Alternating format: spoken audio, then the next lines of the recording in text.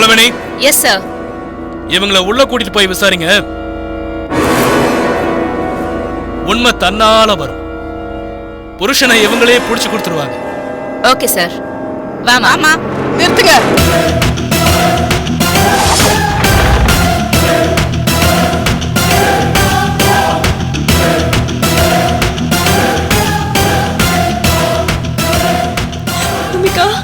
Good morning madam. Please உட்காருங்க. இருக்கட்டும். என்ன நடக்குதுங்க?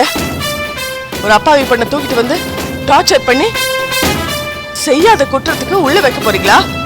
அப்படியெல்லாம் இல்ல மேடம். அவங்க தான் உண்மையை சொல்றாங்கல்ல, விட வேண்டியது தானே? மேடம், இவங்களை பத்தி எந்த விஷயமும் உங்களுக்கு தெரியாது மேடம். எல்லா விஷயத்தையும் கேள்விப்பட்டு தான் வந்தேன். நடந்த எல்லாத்தையும் டீட்டெயிலா இவங்க என்கிட்ட சொல்லிட்டாங்க. மதன் மேல எந்த தப்பும் இல்லை ஏசி சார். மதன் இந்த குற்றத்தை செஞ்சிருக்க வாய்ப்பே இல்லை ஏசி சார். இதுக்கு பின்னாடி ஏதோ சதி இருக்கு. அது என்னன்னு கண்டுபிடிக்கிறத விட்டுட்டு சரணடையறதுக்கு முன்னாடி பொண்டாட்டியும் பிள்ளையும் பார்த்துட்டு போலான்னு வந்த மதனை நீங்க துப்பாக்கியால சுட்டீங்க. நீங்க சுட்டதுனால தானே அவர் உயிரை காப்பாத்திக்கிறதுக்காக பயந்து ஓடினாரு.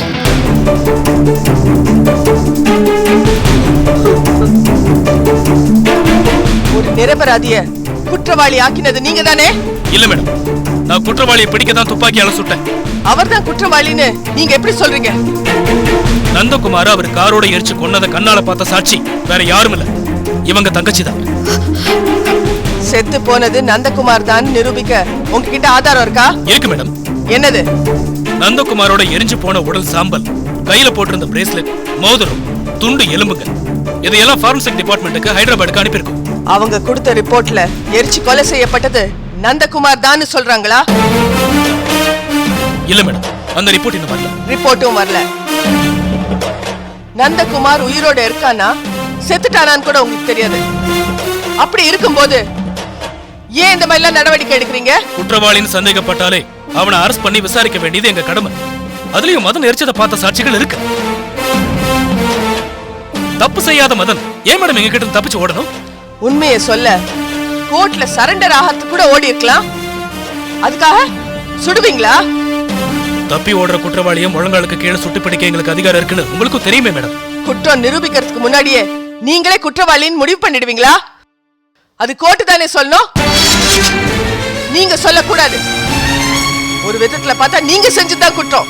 மேடம், நாங்க எங்க கடமையை தான் செஞ்சோம். இல்ல, அதுக்கு மேலேயும் செஞ்சிருக்கீங்க. மதனை அரெஸ்ட் பண்றதுக்காக அவர் குழந்தைக்கு உடம்பு சரியில்லைன்னு சொல்லி பேப்பர்ல விளம்பரம் கொடுத்திருக்கீங்க. கோர்ட்ல சரண்டர் ஆக போற மதன் அந்த பேப்பர் விளம்பரத்தை பார்த்து சரணடையறதுக்கு முன்னாடி குழந்தையும் பொண்டாட்டியும் பார்த்துட்டு போலான்னு வந்திருக்காரு. இப்போ ஒரு நிரபராதியை குற்றவாளி ஆக்கினது யாரு? நீங்க தானே? மதன் சட்டத்தை மதிச்சு நடக்கிறவர் தான். உங்க அவசர புத்தியால தான் அவரை குற்றவாளி ஆக்கிருக்கீங்க. இதுக்காகவே என்னால உங்க மேல நடவடிக்கை எடுக்க முடியும். உங்க மேல் அதிகாரி கிட்டயும் என்னால பேச முடியும். சாரி மேடம், நீங்க என்ன சொன்னாலும் நாங்க எங்க கடமையை தான் செஞ்சிருக்கோம். எங்க மேல தப்பு இல்ல. இவங்க குற்றவாளிக்கு அடைக்கலம் கொடுத்திருக்காங்க. அதுவும் இல்லாம அவர் குற்றவாளின்னு தெரிஞ்சும் போலீஸ்க்கு எந்த தகவலும் கொடுக்கல. குற்றவாளி தப்பிக்கிறதுக்கும் காரணமா இருந்திருக்காங்க. ஆதாரம் இல்லாத குற்றத்துக்கு தேவையில்லாம இப்படி ஒரு அப்பாவி பெண்ணை டார்ச்சர் பண்ணி விசாரிக்க நான் அனுமதிக்க மாட்டேன். முதல்ல அவங்களை ரிலீஸ் பண்ணுங்க. இல்ல மேடம், நான் அவங்களை விசாரிக்க வேண்டியது இருக்கு. நான் சட்டப்படி தான் செய்யறேன். நானும் சட்டப்படி தான் சொல்றேன். ஏன் சொந்த ஜாமீன்ல அவங்களை ரிலீஸ் பண்ணுங்க. மேடம். ஆமா, நான் அவங்களுக்கு ஜாமீன் கொடுக்கிறேன். மேடம், நீங்களே குற்றவாளிக்கு ஆதரவு கொடுக்கிற மாதிரி ஆயிடாதா? குற்றவாளிக்கு ஆதரவு மட்டும் இல்ல, அடைக்கலமே கொடுப்பேன். இப்போ சொல்றேன் கேட்டுக்குங்க. மதன் குற்றவாளி இல்ல, குற்றம் சுமத்தப்பட்டிருக்காரு. குற்றவாளி யாருன்னு கண்டுபிடிக்க முயற்சி பண்ணுங்க. போலீஸ்ல சரண்டர் ஆகிற வரைக்கும் அவர் குற்றவாளி தானே மேடம்? ஏசி சார், உங்க கடமையை செய்யுங்க. நான் அதை தடுக்கல. இப்ப இவங்களை என் கூட அனுப்புங்க. Yes madam. என்னங்க என் ஜாமீன் லெட்டர். லெஜர் எடுத்துட்டு வா. Okay sir.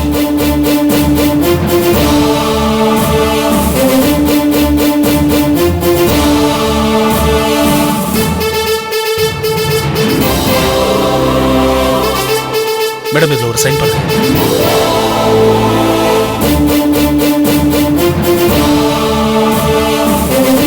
வா பூமிகா.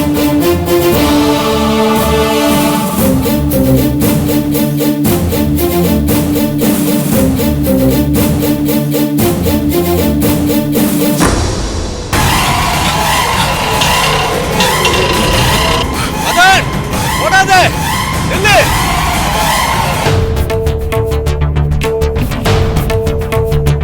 யோ, என்னையா ஆச்சு உனக்கு? என்னமோ கப்பல் கவுந்து போன மாதிரி கன்னத்துல கை வச்சுட்டு உட்காந்துருக்க. கை கட்டினது வாய் கட்டாம போயிடுச்சே வள்ளி. அந்த நந்தகுமார் ஜவுளி கடையில நம்ம பக்கத்திலே இருந்திருக்கான். ஐயோ, ச்சே, நான் தான் அவனை பார்க்காம 10 கோடியா கோட்டை விட்டேன். அன்னைக்கு மட்டும் நான் அவனை பிடிச்சிருந்தானா, ஐயோ எனக்கு 10 கோடி கிடைச்சிருக்குமே. ஒரு கப்பலையே விலைக்கு வாங்கியிருப்பனே. உனக்கு எனக்கும் லண்டன்ல கல்யாணம் ஆகி லாஸ் ஏஞ்சலுக்கே ஹனிமூன் போயிருப்போம்.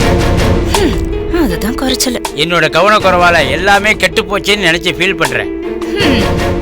எட்டாத பழத்துக்கு கொட்டாய் விட்ட மாதிரி கடைசியில உனக்கும் எனக்கும் அந்த காட்டாமன் கோவில்ல தான் கல்யாணம் நடக்கும் போல இருக்கு. இந்த டீ கடையில தான் நீ சொன்ன மாதிரி ஹனிமூன் இல்ல கனிமூன் நடக்கும்னு நினைக்கிறேன். என்ன வள்ளி இப்படி எல்லாம் பேசுற? யோ, இப்ப கடுப்பேத்தாத, ஒழுங்கா போய் டீய போடு சொல்லிட்டேன்.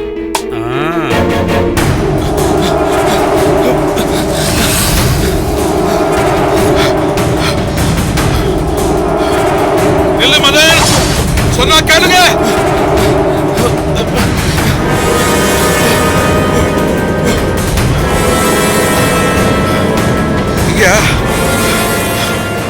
இந்த பக்கம் போயிருப்பானா? இந்த பக்கம் போயிருப்பானா? இந்த பாருங்க, எல்லாரும் ஒரே பக்கம் போனா பிடிக்க முடியாது. இந்த பக்கம் அந்த பக்கம் பிரிஞ்சு போவோம். நீங்க 2 பேரும் இந்த பக்கம் போங்க. Okay sir. எங்க பார்த்தாலும் மடக்கி பிடிங்க. நாங்க இந்த பக்கம் போறோம். வாங்க.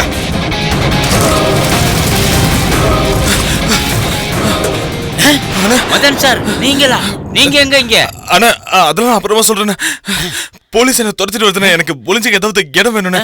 எனக்கு கப்பத்துக்குண்ணே. வாங்க வாங்க வாங்க.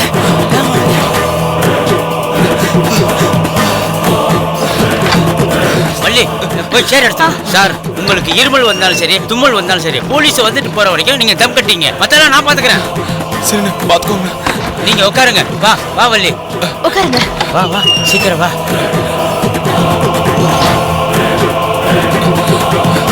நீ போய் கல்ல நின்னுக்க. நான் டீ போடுற மாதிரி அங்க போய் நின்னுக்கிறேன். சரியா? உடனே தெரியலையே. எங்க அவன்?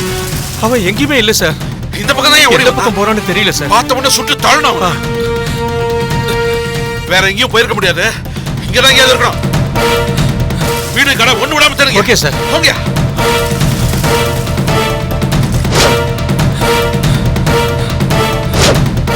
எங்க போயிருப்பாங்க? எந்த வேற எங்கேயும் போயிருக்க சான்ஸ் இல்லையே.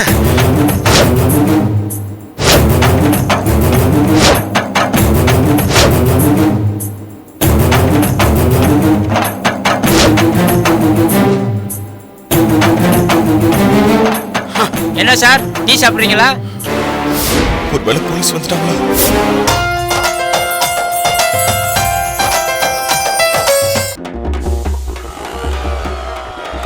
மருவிலே ஒரு பூங்குடி மருவே மாயம் செய்வதே.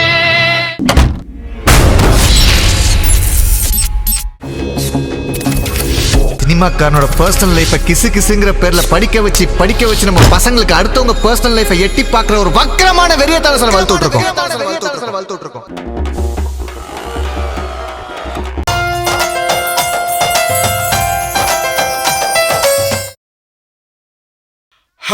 என்ன சார், டீ சாப்பிடுறீங்களா? ஒருவேளை போலீஸ் வந்துட்டாங்களா? சார், நம்ம கடையில மசால் வடை மெது வடை எல்லாம் சூடா இருக்கு சார். தேங்காய் சட்னி வேற அரைச்சி வச்சிருக்கேன். ஒரு பிளேட் தரேன், சாப்பிடுறீங்களா சார்? ஏய், என்ன நக்கலா? டீ சாப்பிடுறீங்களான்னு அன்பா ஒரு வார்த்தை கேட்டா கோச்சிக்கிறீங்களே சார். நம்ம கடைக்கு வந்திருக்கீங்க, டீ சாப்பிடுங்கன்னு சொன்னது தப்பா சார்? அதெல்லாம் ஒண்ணு வேண்டாம்பா. டாக்டர் மதன் ஒருத்தன் அவன் எனக்கே தண்ணி காட்டுறான். எனக்கு இருக்கிற கோபத்துக்கு என் கையில மட்டும் அவன் கிடைச்சான்னா துப்பாக்கியால அவனை சல்லடையா தொலைச்சி எடுத்துருவேன். சரி, அவன் இந்த பக்கம் எங்கேயா ஓடி வந்தானா? அவனை தேடித்தான் நாங்க வந்திருக்கோம். சார் அவன் எதுக்கு சார் இந்த பக்கம் வரப்போறான்? யோ, அவன் இந்த பக்கம் வந்ததை பார்த்து தான் ஏன் சொல்றேன். நீ அவன் இந்த பக்கம் வரவே இல்லைன்னு அடிச்சு சொல்ற. அவன் இந்த பக்கம் வரலன்னு எதை வச்சு சொல்ற? சார் என்ன சார் என்ன போய் சந்தேகப்படுறீங்க? நீங்க சந்தேகப்பட்ட கடையில போய் செக் பண்ணீங்க சார். செக் பண்ணிடுவோம். நிச்சயமா அவன் இந்த பக்கம் வரல. யோ, வாங்க உள்ள போய் பாப்போம். ஐயோ உலகிட்டனே, இப்ப என்ன பண்றேன்னு தெரியலையே. ஐயோ ஐயோ அவசரப்பட்டு வாயை கொடுத்துட்டேனே. கன்ஃபார்மா அவன் இந்த பக்கம் வரலன்னு சொல்லும் போதே எனக்கு டவுட் இருக்கு. காட்டம்மா தாயே, காப்பாத்துமா.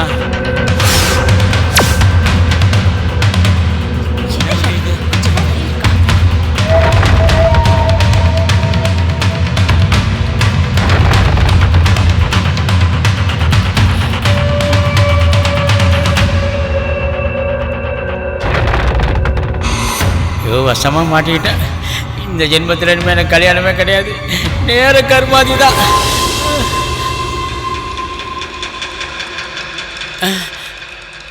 என்னடா தப்பு செஞ்ச மாதிரி திருதிருன்னு முடிக்கிற? இல்ல சார், என் மொழியும் பேச்சு இப்படிதான் சார். அவன் இந்த பக்கம் வந்தான்னா சரிங்க சார், உடனே ஸ்டேஷனுக்கு ஃபோன் பண்றேன் சார்.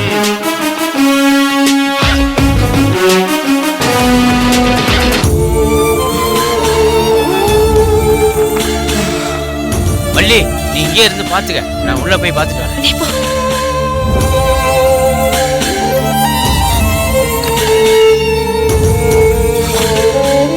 அண்ணா போலீஸ்காரங்க போயிட்டாங்களா?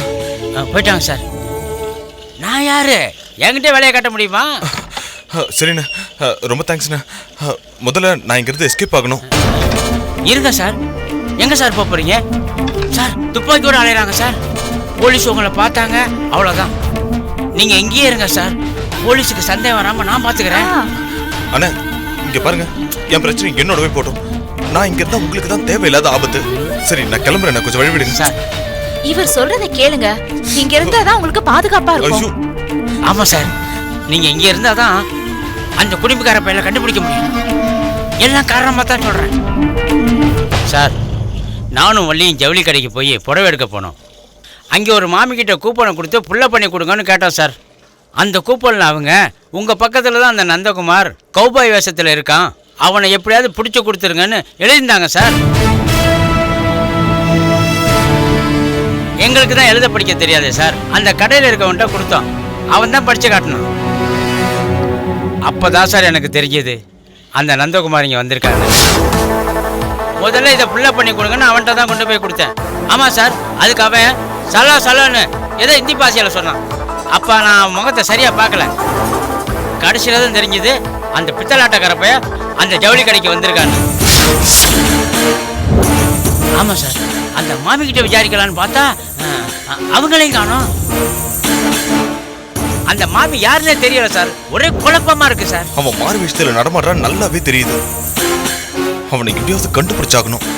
ஆனா நான் இங்கே இருந்தா எப்படின்னே கண்டுபிடிக்க முடியும்? அவரை நீங்க கண்டுபிடிக்கணும், அவ்வளவுதானே சார். நீங்க இங்கே இருங்க, அந்த தகவலை நாங்க போய் தெரிஞ்சுட்டு வரோம். ஆமா சார், போவாதீங்க சார், இங்கே இருங்க சார். போலீஸ் நடவடிக்கை என்னங்கிறத நாங்க தெரிஞ்சுக்கிறோம். அடுத்தடுத்து என்ன பண்ண போறாங்கிறத நாங்க சொல்றோம். எல்லாம் நாங்க பாத்துக்கிறோம் சார். சொல்றா கேளுங்க சார். கடையில் ஒத்தரையும் காணோம், எங்கே போயிட்டானுங்க?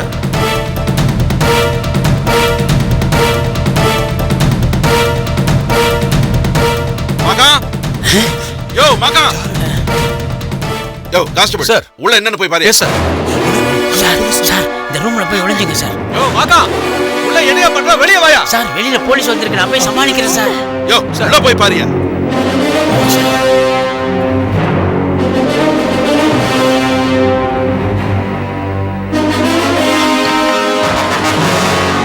சார் ஐயா கூப்பிடுறாருல, போயா. சொல்லுங்க சார். கடையை திறந்து போட்டு உள்ள ரெண்டு பேரும் என்ன பண்ணிட்டு இருக்கீங்க?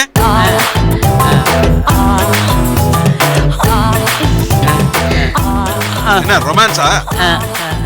ஆமா சார். விளங்கிடும். சரி சரி, டம்ளர் நல்லா சுத்தமா கழுவி ஒரு 10 டீ போட்டு ஒரு 30 வடையை எடுத்துட்டு வா. அந்த மதன் கேஸ் விஷயமா ஏசி ஐயா விசாரிக்க வந்திருக்காரு. சீக்கிரம் எடுத்து ஸ்டேஷனுக்கு வா. என்ன சீக்கிரம் வருவல்ல? நீங்க போங்க சார், பின்னாடி எடுத்துட்டு வரேன். நீங்க போங்க போங்க போங்க, நீங்க போங்க சார். நீ என்ன பண்ண போறியோ? நீ போ. எதுவும் உளறி கொட்டாம இருந்தா சரி. சரி சரி போ, காட்டாம நம்மளை காப்பாத்துவா. செய்யாத ஒரு தப்புக்கு ஓடி புளியற மாதிரி அடிச்ச என் நிலைமை.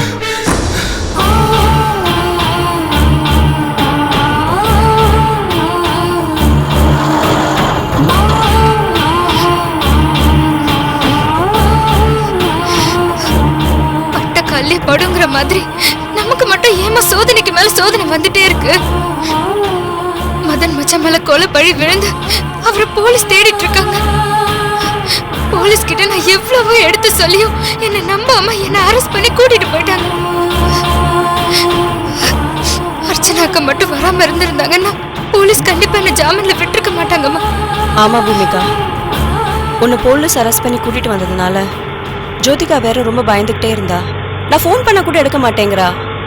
குழந்தைய வேற அவகிட்ட விட்டு வந்திருக்கேன். என்ன ஆச்சோ தெரியல. அவளுக்கு ஆறுதல் சொல்ல கூட வீட்டுல யாருமே இல்ல. ஆமாம்மா, எனக்கு ஒண்ணுன்னா அவளால தாங்கிக்கவே முடியாதே. நம்ம எவ்வளவு சீக்கிரம் போக முடியுமோ அவ்வளவு சீக்கிரம் போயிடலாம். அண்ணா கொஞ்சம் வேகமா போங்களேன்.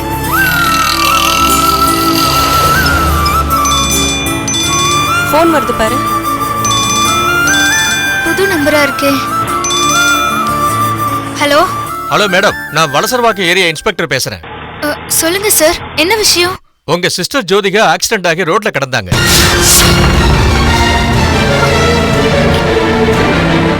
உங்க சிஸ்டர் ஜோதிகா ஆக்சிடென்ட் ஆகி ரோட்ல கிடந்தாங்க.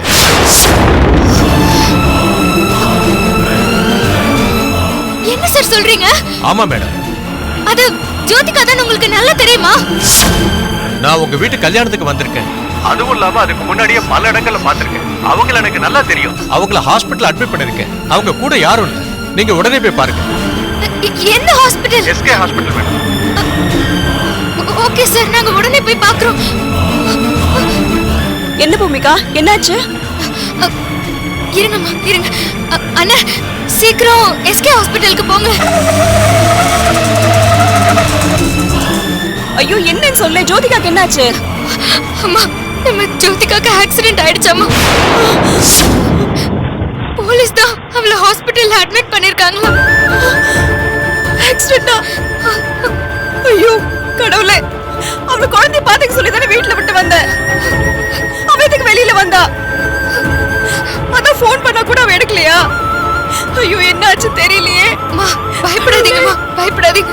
நம்ம ஜோதிகாக்கு எதுவும் ஆயிருக்காது. கொஞ்சம் சீக்கிரம் போங்க. அவ என்ன பார்க்கதான் போலீஸ் ஸ்டேஷனுக்கு வந்திருப்பான்னு நினைக்கிறேன். வர வழியில தான் ஆக்சிடென்ட் ஆயிருக்கணும். ஐயோ என்னால அவளுக்கு எவ்வளவு கஷ்டம். கொஞ்சம் சீக்கிரம் போங்க.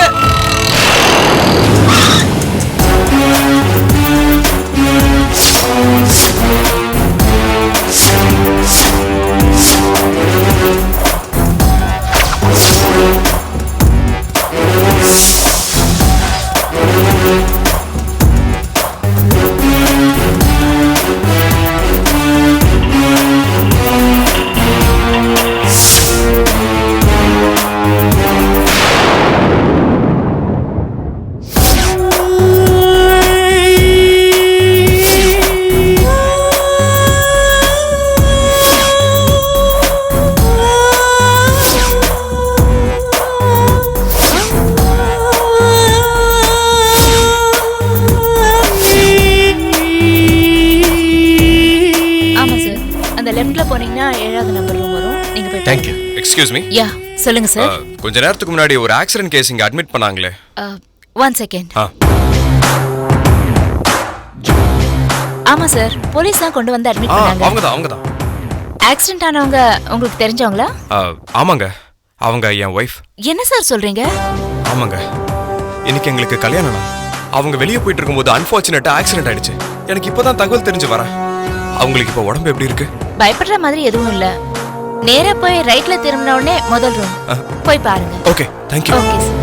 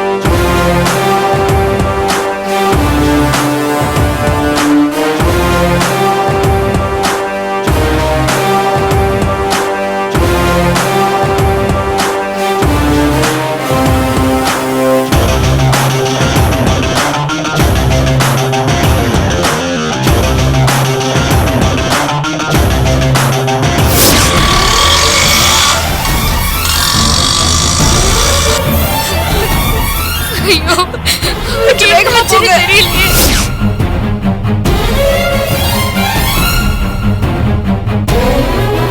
ஏய் ஜோதிகா, என்னாச்சு உனக்கு? என்கிட்ட இருந்து தப்பிச்சு போய் இப்படி அநியாயமா வந்து பெட்ல படுத்துக்கிட்டியா? என்னை ஏமாத்திட்டு ஓடி வந்த, உனக்கு ஆக்சிடென்ட் ஆயிடுச்சு பார்த்தல்ல? அதுக்கு நீ பேசாம என்ன கல்யாணம் பண்ணிருக்கலாம்ல? நீ இங்கே நிம்மதியா இருந்துடலான்னு மட்டும் நினைக்காத. எப்படியாவது உன்னை நான் என் கஸ்டடிக்கு தூக்கிட்டு போயிடுவேன். கொஞ்சம் சீக்கிரமா போகணும். கழுத்துல தாலி கட்டுற வரைக்கும் இந்த நந்தகுமார் ஓய மாட்டாண்டி. அதை தடுக்க எவனாலையும் முடியாது.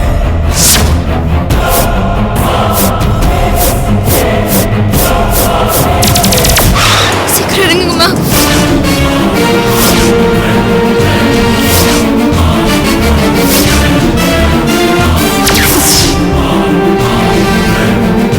ட்ரெய்லர் பார்க்குறதுக்கும் சரி, அண்ட் எனி ஃபியூச்சர் அப்டேட்ஸாக இருக்கட்டும், ட்ரெண்ட் மியூசிக்கை சப்ஸ்கிரைப் பண்ணுங்கள். கண்டிப்பாக ட்ரெண்ட் மியூசிக்கை சப்ஸ்கிரைப் பண்ணுங்கள்.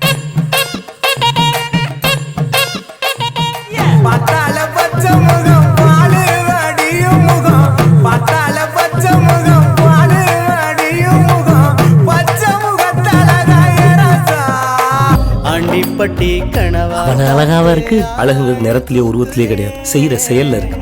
ஐத்த பொண்ணு என்ன தாக்குதே.